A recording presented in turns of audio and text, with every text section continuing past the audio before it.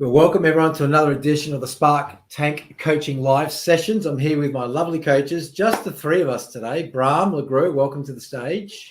Thank you. Great to see you. Welcome. And Kylie Denton, welcome to the stage as well. I'm good. I'm glad to be here. I'll help you with my name. I've only said it like 1,000 times. Yes. As at the moment. Kylie Denton, how are you? Yes. I'm wonderful, actually. I'm really good. I'm really great. Thanks, Arthur. How about you? How are you? Yeah, good. Never a dull moment in licensing land, as they say. So, all good on my front. Thank you for asking. But we did some coverage on your book recently, and it was remiss of us to not actually say to Bram, "Hey, Bram, how's your authoring going?" And so, Bram, it's your turn today. Yeah, tell us. I feel so privileged. Thank you so much. Tell us. This is the book here. You're reading your second book, is that right? It is my second book, and I actually already released the third one since also this year. So there's two of them that got published this year. But yeah, this is a really. This has been one that has been in the making for probably about 20 years or so. Yeah, right. It's that culmination of that I kind of now distilled and condensed in this little book. It's only 125 pages, but it's called How to Communicate for Results and Feel Great, as you nicely said in the title below. So, look, I know your first book, which is How to Win-Win, or what was the title of the book? Selling is Selling that buy-in. That's right. Very different look and feel. Because I noticed when you, with your email sign-off, you've got the new book on display and you're promoting that way. And what kind of struck me was the very different look and feels of the book. Same kind of context, or where's it at? Why the difference? Yeah. Well, let's just say the target audience for this was particularly people in professional and financial services. Hence, blue is a more suitable color for that audience. More analytical, more factual, more logical. And then, the light bulbs means it's all, intellectual. It's about getting insights. It's about practical relevance and the likes. This was for business development back in the days, and it's not 9 years old by now. I wrote it in 2015. So it was a very clearly defined specific target audience and helping them with ideas on how to do business development. This one is a very different one. This is basically appealing to everyone who deals with people. And let's be honest, before we came onto the call today, we spoke a little bit about people. And, sometimes it works and sometimes it doesn't. And I like to use the analogy that people are like technology. It's great when it works, but when it doesn't, it creates headaches and stirs us up, and we feel certain ways. And then it stirs up all that negativity and, resentment, anger, whatever, frustration and the likes. And so I figured, knowing that we hear anytime, both that in our personal life as well as at work, we hear people talking about other people that aren't there. And there's always kind of here and there venting about what didn't work well and how they got in a clinch, or why there was a misunderstanding and why they weren't on the same wavelength. I figured, why don't I just kind of condense all of my knowledge of my 7 years of study at uni to become a psychologist, as well as my 20 years now in business, to actually say, okay, if I were to condense it to some really practical things, what would I give people? Well, here it is. It's thin as this, 125 pages, and it's called How to Communicate for Results and Feel Great. So who you're aiming at? We got that. What's the main high-level message? So when you say to feel great, what inspired the ending of the title of the book? Yeah. Look, it is definitely initially written for a business audience first. It is in a professional environment that this can be applied. So people with teams around them or dealing with clients.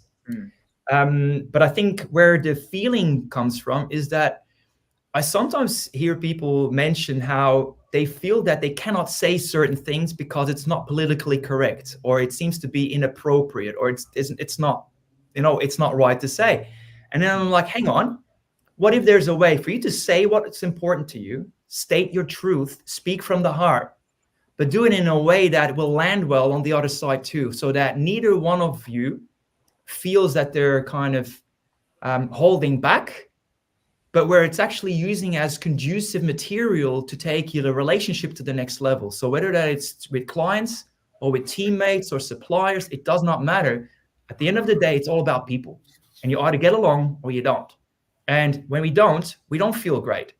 And I like to kind of give people the tools to say, look, you can have your cake and eat it. You can have a win-win, even if it means that you have to part ways, right? There's certain things that we can do, but it's important that we give ourselves permission to say what needs to be said and do it in a way that actually will land well. So that's where it comes from. So, I mean, I've asked all the questions so far. Kylie Denton, I might ask one more, if I may. In writing it, do you think there is a growing? Do you think leaders, people, direct reports, do you feel there's a growing disparity in terms of what they feel is correct to say? Do you think this unknown or this area is becoming grayer as to how do I approach or how do I communicate without offending or being inappropriate, but then at the same time, I may not be speaking how I might, you know what I mean? Like, do you think it's a growing challenge? Because back in the old school days, it was just, authority. Hey, I'm the boss. This is it. And if you don't like it, bad luck. And then, I mean, it's changed a lot, obviously. But has it gone too far left? I think there's a little bit of that. And I think if you look at like where we start from, like if we try to please, we're not setting ourselves up for success. So I don't think it's a matter of pleasing, of being political correct. I just think it's about us putting ourselves in the shoe of the other person. So I really think both sides, both ends. Yeah. Ideally speaking, but guess what? If it's only one way, so be it. I'm personally okay with trying to do my very best to connect with someone else, because when I do that first, chances are that they're going to reciprocate, because there is a thing called the law of reciprocity. It's almost like if I have your back, chances are that you're going to have my back too. It's not a guaranteed, but very often people respond in kind. And so I personally like to believe that we are leaders. Like there's a good reason why my business has a tagline that says lead, transform, achieve under Like Blue Partners. Because I firmly believe that regardless of your role you're in, we all lead by our own behavior, our own thought process, and the emotions that we bring to the table. And if any time we come with preconceived ideas, cognitive bias, political correct thinking, or even all these trends that right now we're undergoing, if we allow that to creep in, we're kind of limiting our potential impact with these other human beings, because ultimately all we want to do is connect. If we connect, we can work together. If we connect, we can help each other. If we connect, we can feel each other. And if we connect, we can actually also understand and appreciate each other. And coming on this live stream earlier, I was on a coaching call with an advisor actually. And we just talked about the value of judgment and how judgment completely voids everything. So anytime when we come in with a preconceived idea or something where we feel that somebody hasn't done the right thing by us, we come in with luggage or baggage that instantaneously will backfire. And we know it. Like, how often have we had a conversation where we know, like, I'm just going to say this thing here because I just need to. And before you did, that it would really, really cause problems. Yeah. It was an emotion trapped inside from a prior experience that you're now releasing in an uncommon in situation, non-related. Yeah. Which means we allowed ourselves to become reactive and we're just venting and we took things off. Yeah. Now, that never lands well. No. So I like to really go back to the basic and say, hang on, we're leaders.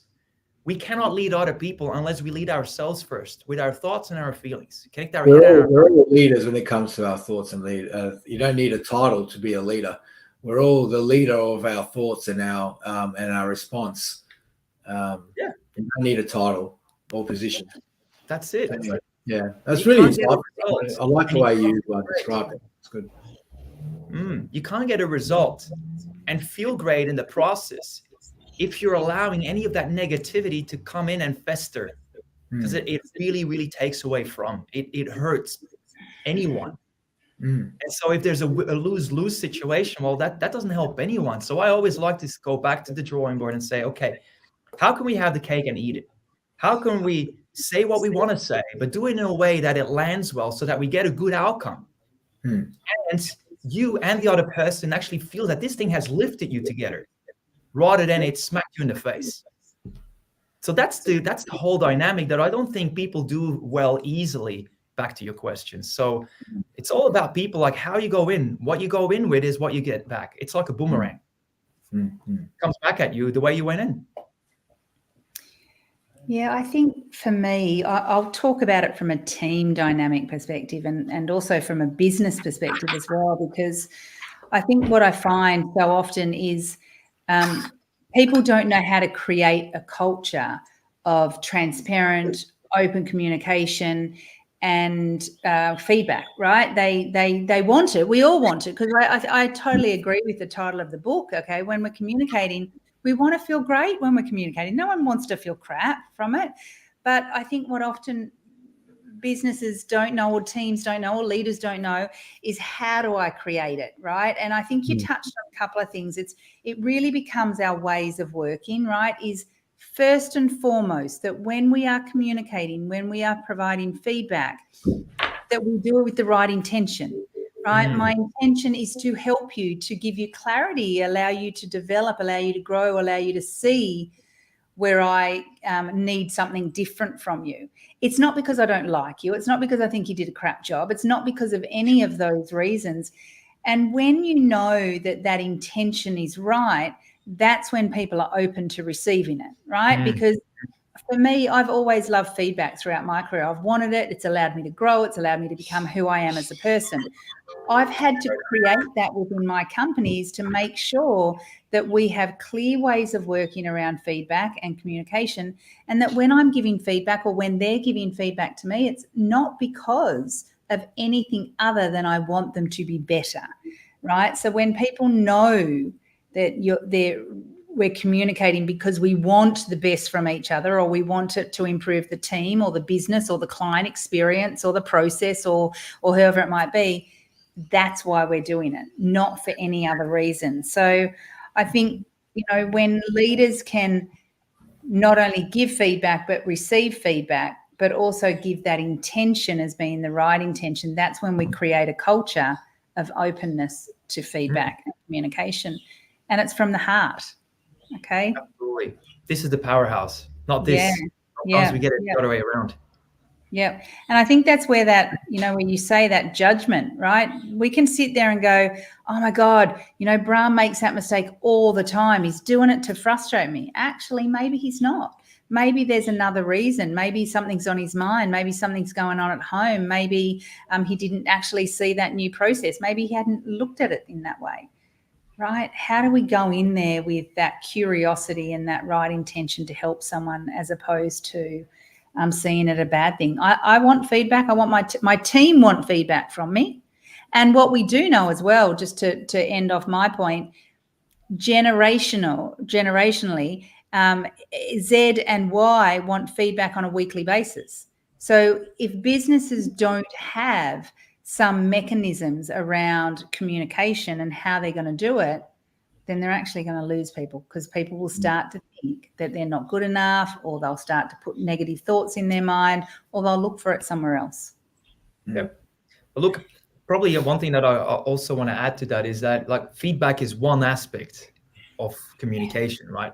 If you really extrapolate and you think of like everything, like it's like the little check-in on a text message that after you walked past each other in the corridor and you noticed that something was up. Yeah. Just that little message, like how you first think of communicating, in this time in a text message, and just saying, hey, how are you? Just noticed that something was off. Like it's like people really, they too often speak to themselves when speaking to other people. And I think we really get in our own way. Like, example, some people don't like to be vulnerable. They just don't. They don't want to share and confide in people. And especially at work, for example, they don't have that trusted relationship. So then you got to find a way where this person is actually going to feel comfortable. And so you got to read the audience. You got to read the person so that you can approach them in a way that will make them feel comfortable. Some people just want us to straight away walk up to them and say, hey, Arthur, Kylie, how are you? Others just want an email or a text message, which is a little bit less direct. Yes. And so again, I'm coming back to the intent, where I think you're spot on. If you go in with the right intent, that's the first bit. But the second one is where you actually adjust to suit the person so that they will respond well. Because if we don't, chances are that we're triggering what we call a fight, flight, freeze reaction in the brain that instantly shortcuts the communication. Yeah. So that's what I think the gap is. I mean, that's not a innate approach, having that trained intent. It's something that is learned. Yeah, it and is. So basically what you're saying, that is in your book, that's the positioning and the framework and the tools you provide so that people can, without bias, communicate with the correct intent to get a win-win outcome, or realize they might have a bias or a past experience that might be influencing their intent and therefore their communication in that setting. Is that what your book addresses? Absolutely. Yeah. And the different people that as you said, some people don't actually want to do a D&M with you. Right. They might not want, I those 5 love languages. I always think about it from that perspective. What is it that's important to the person, right? How do they want to be communicated with? How do they want to work with you? Yep. Well, it's a good analogy there, Kylie, and it's very much in line with the same idea of, if there's 5 love languages, then how is it that we can read people and give them a communication treatment that actually will work well for them, will benefit them, will get the best out of them, so that, yes, they feel good, you feel good, and you get good outcomes. So translating that back, the same principles that we use here are working in sales and business development. They work with leaders and teams. They work in customer service. They work in call centers. They work even in digital marketing, like how people go through certain funnels online and get the experience. Like, all of these principles that we've helped our consulting clients with, it's all translated back in this. It's highly practical. And to give you an example, what some of the people have said about it that walked out of it, one gentleman by the name of Michael, he walked up to me at the end of the presentation about the book, and he said, Bram, have you ever heard of the book, How to Win Friends and Influence People? Yeah. And I said, yeah, in fact, it's in my top 3 all-time best-selling or best appreciated books of all times. Yeah. And he said, it sounds to me that your message in this book is similar, but it's actually better. And he said, then he started to then go off in terms of why. And I was like, wow, what a beautiful feedback. Mate, if only you can sell as many copies, then you well, yeah. That's right. Yeah. And so on that topic, how much are you retailing it for? It goes for $29.99 Australian dollars. Yeah. And on my website, it's in US dollars, including postage anywhere. So it's, I think, $26 US, including postage. So whether it's in Africa, the US, Europe, wherever, it goes everywhere. It's already included, because our system can't separate postage yet from the rest. So we just said, okay, flat fee, that's it. People get it that way. Beautiful. I love it, Bram. I'll definitely have to get a copy. So, yeah. And you said a third one. Tell us what's going on. What's the third one? different again. If you think of the first two, which is yellow and blue. Sorry, blue? No. Yeah. Blue? I'm still not doing this mirroring I know, thing very the mirror. Yeah. But so yeah, the third one is actually it's actually got a like a team looking at mountain climbing, and it's called Live with Purpose. Okay. Live with Purpose. And it's a book that I co-authored with Pat Mesiti and David Kavanagh and a few other people, Alan Short. And yeah, obviously, as the book says, it's about living with purpose. So slightly different. It's a bit more on a personal front. This was more business. The other one was more, relationships related. This is now really personal development related. So that one got recently released and was #1 for entrepreneurship. Congratulations. I feel so insignificant. I've only done the one, and that was like 7 years ago. So yeah, come on, you've fallen behind. I have. You're actually on there, Arthur. Look at this guy here. Arthur Callis at the bottom. Who's that guy? Look at that. Yeah. Thanks for putting me all the way down the bottom, mate. Really appreciate it.